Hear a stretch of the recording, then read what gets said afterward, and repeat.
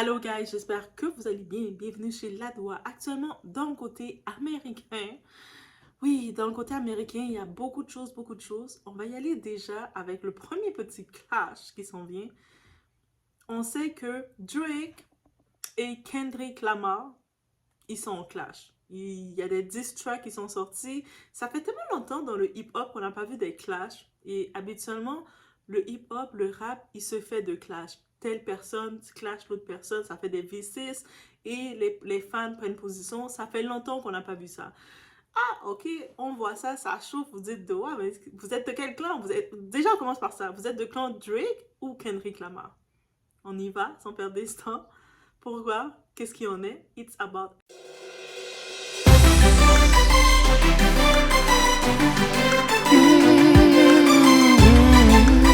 à la grande surprise, on a un grand vétéran, le grand là, le grand là, du rap là, de maintenant, 50 Cent, qui est venu faire son intervention. Et vous savez, 50 Cent, il fait jamais une intervention pour rien.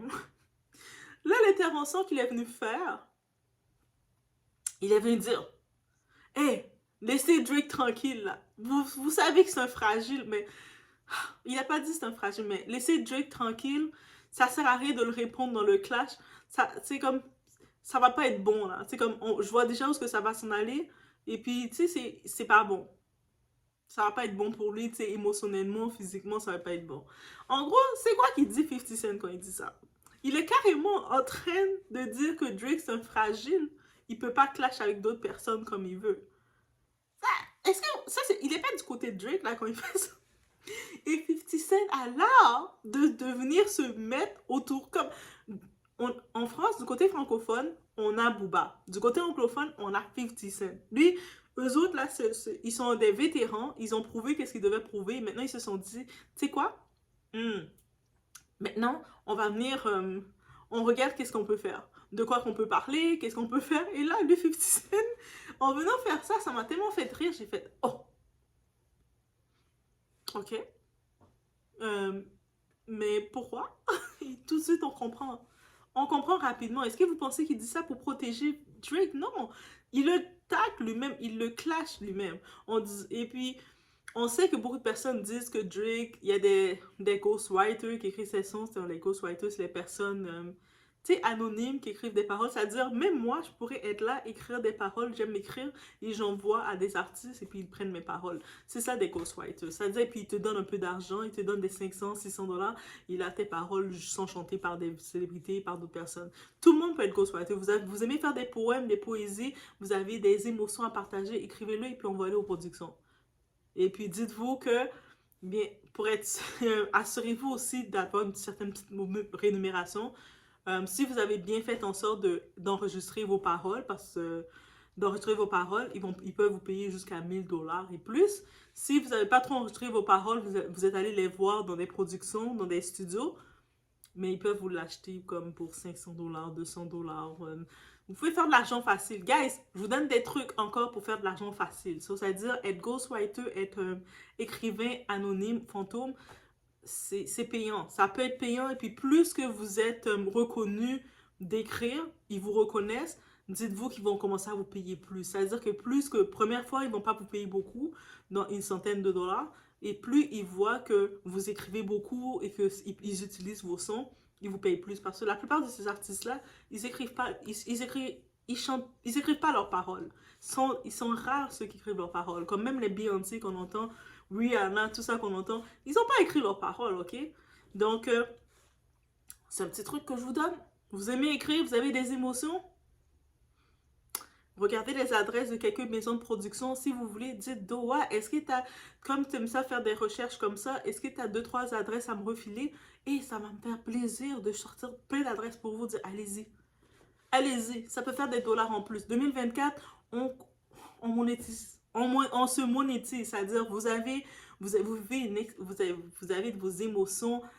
Chaque personne a une capacité de faire de l'argent. Des personnes vont faire de l'argent en étant devant l'écran, des personnes vont faire de l'argent en chantant, parce qu'ils vont interpréter. D'autres personnes peuvent faire de l'argent d'une autre façon. Donc, peu importe comment vous faites, votre don était, vous pouvez le monétiser. Donc, c'est-à-dire, c'était mon petit conseil sur ce. Donc, est-ce que là, on vient à la question, est-ce qu'à cause que Drake utilise des ghosters, des personnes pour écrire ses chansons, est-ce que ça fait de lui un mauvais rappeur? Non. Au contraire, moi, je trouve que il y a une chose de t'accaparer de l'histoire, de t'accaparer de qu'est-ce qu'on a écrit pour toi. Parce que dites-vous que les ghostwriters, ils écrivent pour Drake, ils disent, OK, voici, j'ai écrit ça, j'aimerais que toi, tu le chantes. Et si toi, tu es d'accord, tu le chantes. Si tu n'es pas d'accord, mais il laisse à quelqu'un d'autre.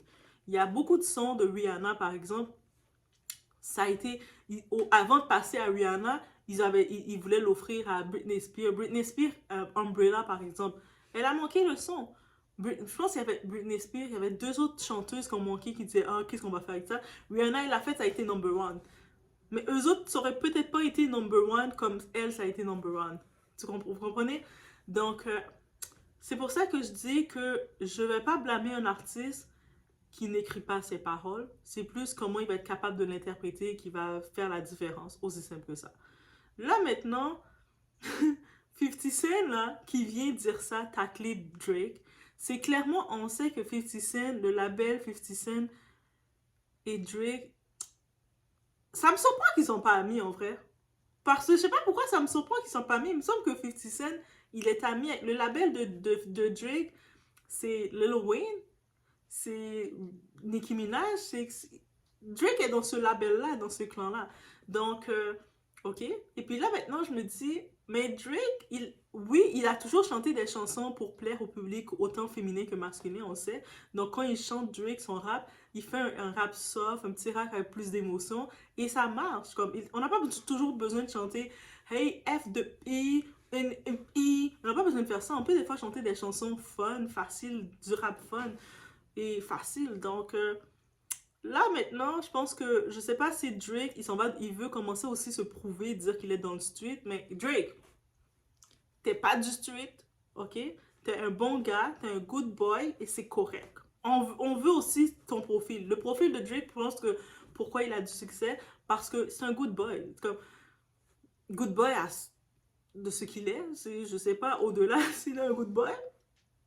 Dans ses relations, c'est une autre chose, dans ses choix. Mais en vrai, Drake, il n'a pas vécu rien de mauvais. Il a vécu sa vie normale, tranquille. Son premier emploi qu'il a eu, c'était au Walmart, au Walmart de Toronto. Il travaillait. Non, son premier emploi, c'était même pas vraiment. Oui, c'était au Walmart, plus ou moins.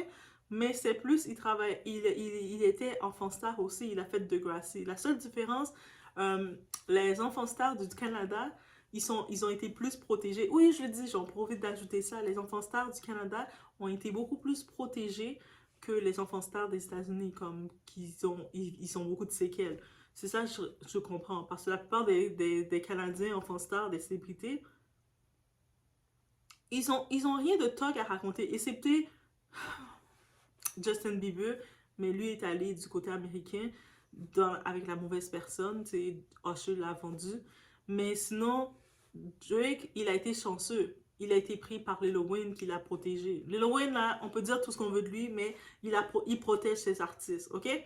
Donc, bref, en tant que tel, vous en pensez quoi du beef? Pour commencer, on va avec la première question. Vous pensez quoi du clash? Ça fait tellement longtemps qu'on n'a pas eu de clash, donc j'en profite de l'ajouter. Ça fait tellement longtemps qu'on n'a pas eu de clash entre les rappeurs. Et je pense pas que c'est un clash méchant. Donc, dépendant. Mais c'est pas ce que. Il se claque. Bien entendu, Drake a dit, ah, mais je vais sortir avec ta femme. Drake, oh, ça c'est un petit peu. Vous comprenez, Drake, il a cherché ces mots qu'il devait dire. Que je vais sortir avec ta femme. Tu sais, des petites choses comme ça, mais il sort pas avec la femme de Drake pour de vrai. C'est juste. Il a ajouté pour chauffer un peu Kendrick. Il a un petit peu piqué tout le monde. Il a piqué Chris Brown. Il en a profité pour piquer tout le monde. Je vous pique toutes. Et après, il fait. Gna, gna, gna, gna, gna. Ça, c'est Drake. Mais je trouve que c'est. Il nous manquait. Dans la scène du rap, il manquait ça. Il manquait un petit peu de clash. Et puis là, maintenant, on voit clairement que 50 Cent, c'est comme s'il est là. Il veut prendre position. Il est comme. Oh, je veux prendre position aussi. Ah, laissez-moi dire quelque chose. Moi, dans le test, comme ça, je le vois. Mais vous en pensez quoi? Et vous prenez position pour qui? Kendrick Lamar ou Drake? Moi, personnellement, ok. J'aime beaucoup les sons de Kendrick Lamar. J'ai rien contre ses sons. J'aime bien ses sons. Mais en vérité, j'écoute plus du Drake. Vous avez peut-être deviné, j'écoute plus du Drake, pas seulement parce qu'il est canadien, pas seulement parce que j'aimais Aubrey, le Aubrey Graham, Graham de Degrassi, pas seulement, je sais pas, la musique de Drake, c'est facile à écouter, comme, c'est facile à entendre, c'est facile à comprendre. Donc, ma préférence va être de Drake. Et je pense pas que Drake va être émotionnellement instable parce qu'on le répond mal, là, et comme, il peut en prendre, là. S'il a accepté de faire, c'est lui qui a un petit peu lancé le beef. Donc, s'il a lancé ça, ça veut dire qu'il peut en prendre. Et puis, ça fait pas, c'est pas un beef méchant comme dans le temps de Tupac avec B.I.G. C'est un beef tranquille. Et puis, tu sais, mais je pense que 50 Cent, il veut se lancer dedans. Il essaie de se mettre au milieu. Il essaie de montrer quelque chose, mais c'est comme 50, 50. 50 en plus, quand il se met dans les bifs des gens, il est tellement merdant, 50. Mais on aime 50 comme ça. On aime 50 quand il taquine les gens. Il est comme. Il regarde, il dit je vais vous taquiner, moi. Moi, je suis là, il y a un bif. Je sais pas qu'est-ce que je fais, mais je vais vous taquiner. Drake, c'est toi que je taquine aujourd'hui. Mais c'est ça. Et puis là, il essaie de dire que Drake est sensible, fragile, qu'il a fait une dépression. C'est comme, mais non, Drake a des millions, là. Plus que des millions dans sa vie. Il va pas faire aucune dépression, là. Il est bien où ce qu'il est. Donc, laisse-moi savoir, vous, guys, vous en pensez quoi?